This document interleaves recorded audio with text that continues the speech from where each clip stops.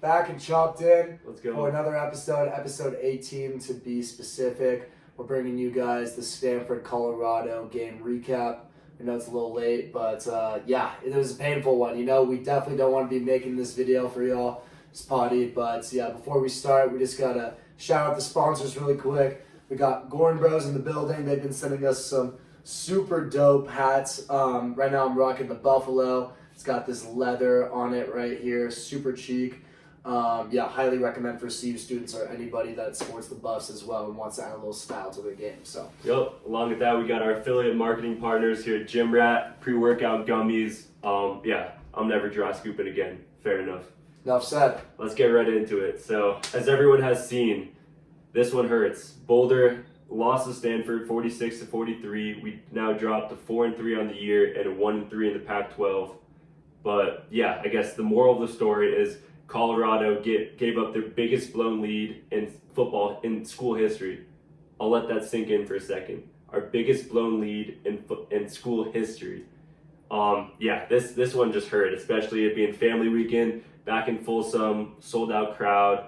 So much hype around the game, really, because it should have been a blowout, really, given all the hype we've gotten in the past, along with Travis Hunter's comeback game.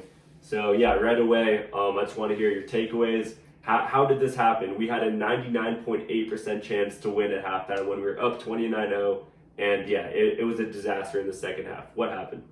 A little bit of everything, I think. There's not like one thing we can really point to, but a culmination of arrogantness. I'm not sure if that's a word, but just being cocky overall. I know there were some reports that were coming out that Shedeur was selling merchandise at halftime or promoting it, which she should not be doing. This is a game, It almost feels like Colorado's sidelines are looking more like Hollywood every day. You got celebrities and now reports coming out that Shedeur's doing this type of stuff.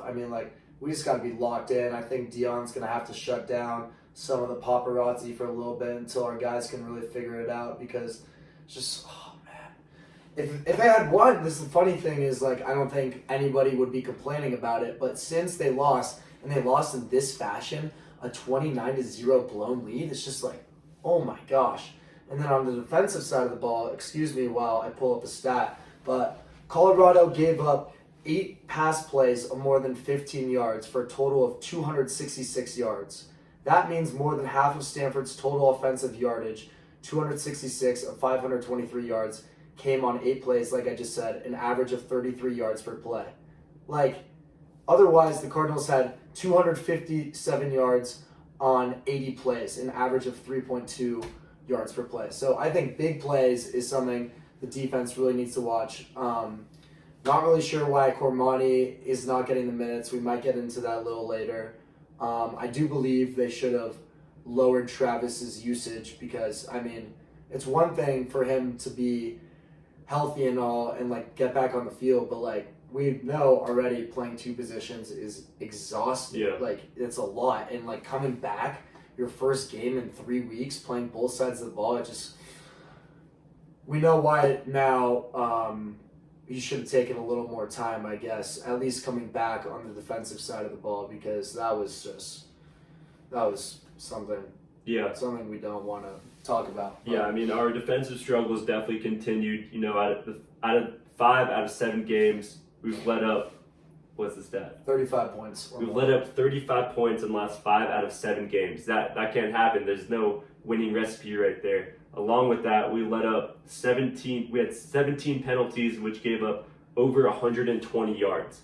We're just hurting ourselves in the back. As much as I want to give a shout out to Stanford for crawling back, and it hurts, but whatever. They had their wide receiver 1. I don't even know how to pronounce his name. Ao Benor.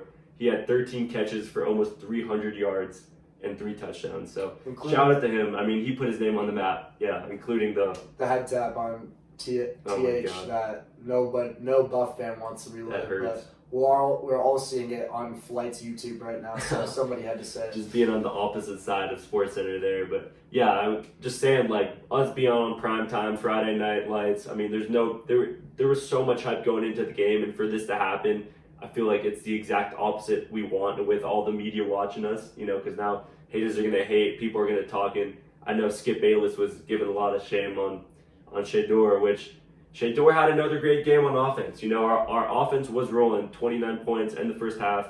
I guess going into it with Travis Hunter's game back, he was definitely the wide receiver one on the night with 13 catches for 140 yards and 2 touchdowns. He had that one crazy highlight for his first touchdown with that little spin move, shimmy off, which was nice. And it was great to see him back. I guess going off of that, his snap count, he had the most snaps on both sides of the ball that he's had in any game. And I mean, it hurts because I love to see him on both sides of the ball, but I guess it's not like every game he can be a superstar on both sides of the ball, because that's very rare. So, you know, he had a great game on offense, but then at the same time, he did let up some big plays on defense, which obviously hurt us in the end of the game. How do you think moving forward the Buffs should use Travis Hunter on either side of the ball? Yeah. General thoughts on that. Travis Hunter is a playmaker. Either way you see it, he's the one that's going to get us those first downs and those big plays. So I definitely want to keep seeing him on offense, but he's there because he is the number one corner in the league. And I think we need to play him like that, and he needs to be the speaking point and the captain on defense at all times. If any touchdown happens, I think it should be it is the captain's fault at the end of the day. Coming back from that liver injury, I think we might have played him a little too much. I think this bye week will definitely help us. I think his snap should definitely be a little downgraded on offense, just because we have such a great wide receiver core. Shedeur can cook up with really whatever wide receiver, so I think keeping him a little more on defense might be a better vocal point going forward. Yeah, I agree with that. That's a good take. Yeah, going off of that, how do you think Shedeur played this game on offense? I think he played well. I mean, it's just like Shedeur is one of those guys, man, where you get back and like after a loss like this, you're like, oh my God, Shedeur. Like you're looking for anyone to blame, and then you look at the stats. Like you said, 400 yards and 5 tuds. Like, I mean, come on. Yeah. You can't. How can you not love the guy, especially coming from last year, like where we had absolutely zero quarterback play? So frustrating. I mean, Shedeur will always be my guy. I think, I don't know if it's the media. Maybe I'm falling into the media narrative a little bit, but like I do think he is doing a lot outside of football. I mean, we know that through his NIL evaluation, which is now at 4.2 million, at least $1 million above the next guy, which I believe is Caleb Williams, who is regarded as the best prospect in the last decade, as far as I'm concerned. So, yeah, I think Shedeur, he's got all the tools, and it's just like we just need to see him go out there. I mean, like, he has been dominating every game. Maybe the moral of the story is actually Shedeur can't do it all, because Shedeur is freaking awesome.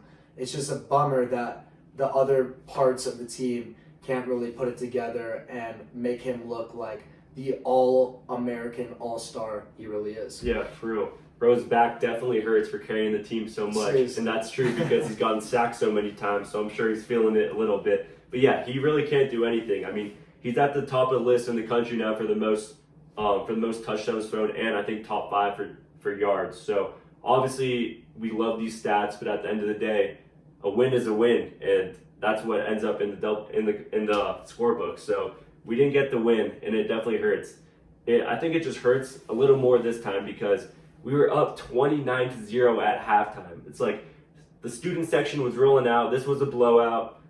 We were happy. We were about to go home. We were about to hit the bars, and everything just felt flat. It just felt like we came into that second half like a whole different team. They scored three unanswered touchdowns. I mean, that can't happen. That can't happen if we want to win. We got to close out the game. We got to play the full game. And I was listening to Coach Prime's press conference after the game, and all his years of playing, his coaching, he'd never been a part of such a bad blowout game like this.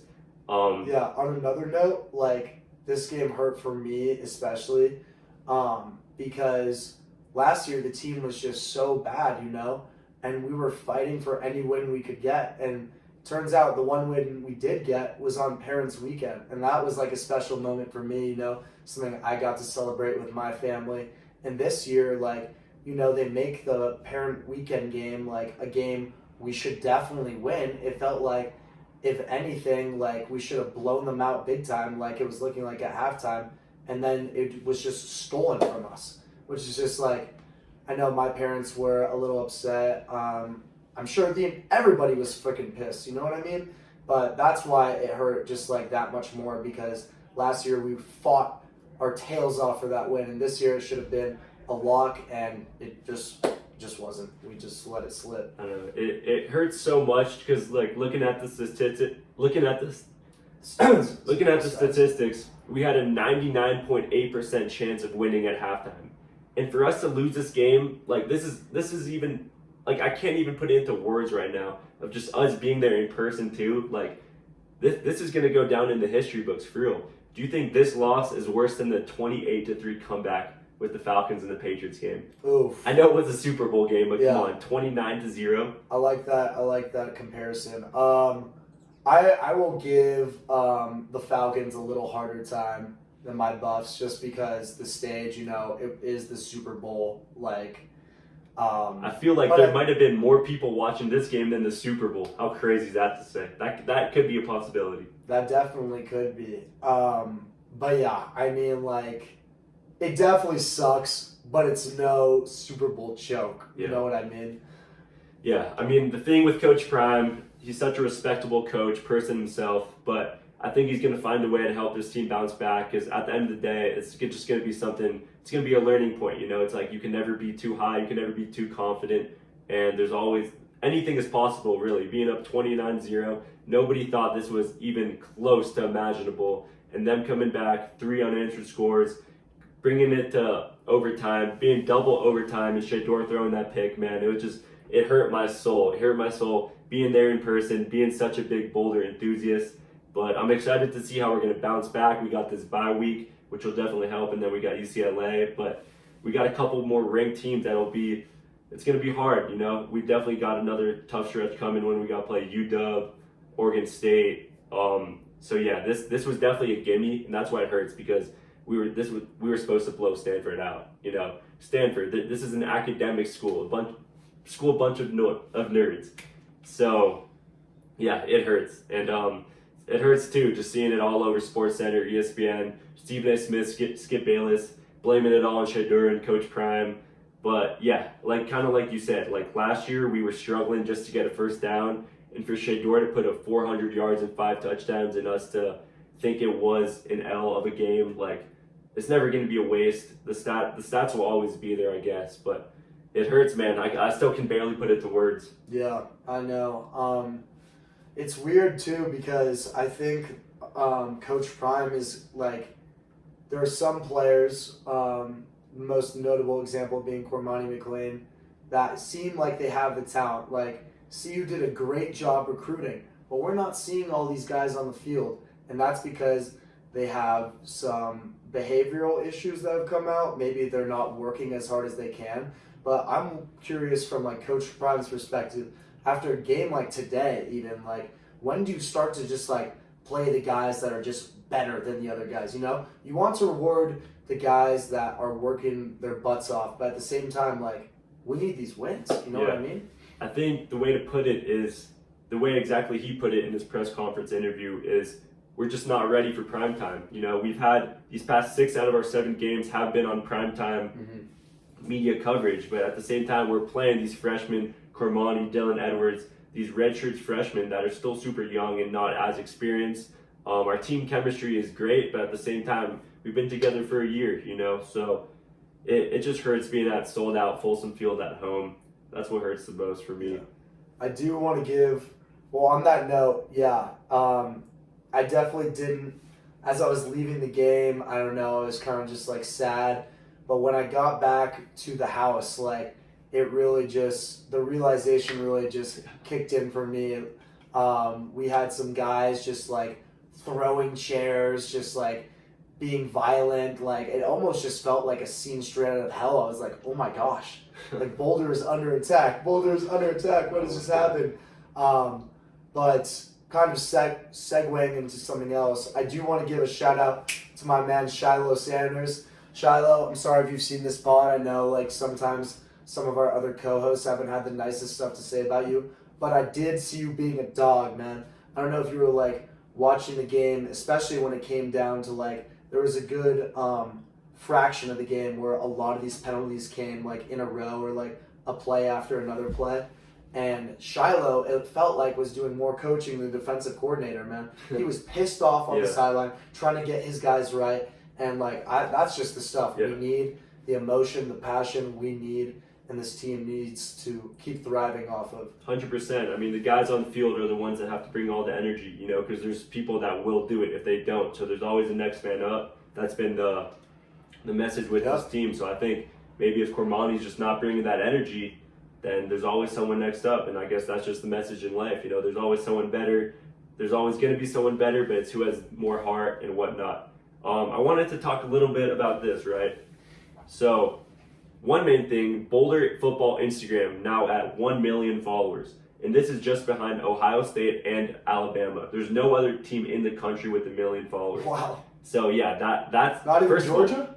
No, it's just them two. Wow. So first of all, that's crazy. But I want to talk about the Boulder fan base because obviously we brought in a bunch of new fans this year with Coach Prime and Shador and whatnot.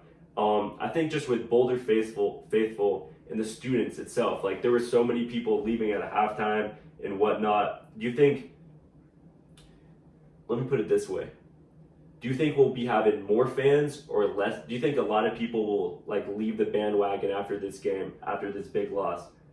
Well, I honestly think that's like a pretty relatable example in the sense where like CU football, right? Pac-12 school for now. At the same time, like our team has sucked since like 1960s. So the way I kind of think about it is like any publicity is good publicity in a weird way, and this is like super relatable to our situation because we just had our first video like blow up on TikTok, almost at 10,000 views. But the video is you talking about how this game is in the bag, you know? Yeah. You're talking about like, we're going to go hit the bars. Boulder's up 29-0 at half. And like all the comments is like, who's going to tell him LMAO? This like, aged well. Yeah, this aged well, like all that BS. So in a sense, like I think until we get our feet in the water in a bowl game or like we finish in the top 15 in the AP poll rankings at the end of the year, like I don't think a lot of people are going to take us serious, at least like considering this last performance, you know. Yeah. I think they know we're a very hyped up team, which is why we are amassing such a big following. But at the same time, the past couple of weeks have definitely shown why we are not one of the teams. Yeah. This season has been so many just highs and lows, just kind of like we learned about the impact bias, right? Life's all about highs and lows. Like we've had so many reality checks with this team. First couple of games, having that win in TCU against Nebraska, Boulder fans were on top of the world at this point. Then yes, we play USC, we play Oregon, and these are big reality checks. So this these teams are just straight out better. Yes, I know USC was a toss up, but especially Oregon game, right? Huge reality check. And at what point is it like we got to get past these reality checks because we're almost halfway through the season and we just got another reality check? I mean, we should have beat this Stanford team. We should have beat them. There's no excuses there. We are the better team and the better team lost. We blew a 29-0 lead. This doesn't happen, you know? So it's like, yes, there are 3 levels to the game. Our offense is awesome. Our defense continues to struggle. And yeah, I think we just need to come together as a unit, really. But, like, it's just like, at what point are we going to take a step forward? Or is this just going to be another season where it's like, all right, let's get some better recruits next year and come back again? But I feel like the time is now. I mean, yes, we are still a super young team just being together for 1 year, but all the hype is right here, and I feel like it's this season or never, you know? So we definitely got to keep getting a couple more wins under our belt if we want even the chance of having a bowl game or whatnot, because I think we need at least 2 more wins to stamp our names to have a bowl game.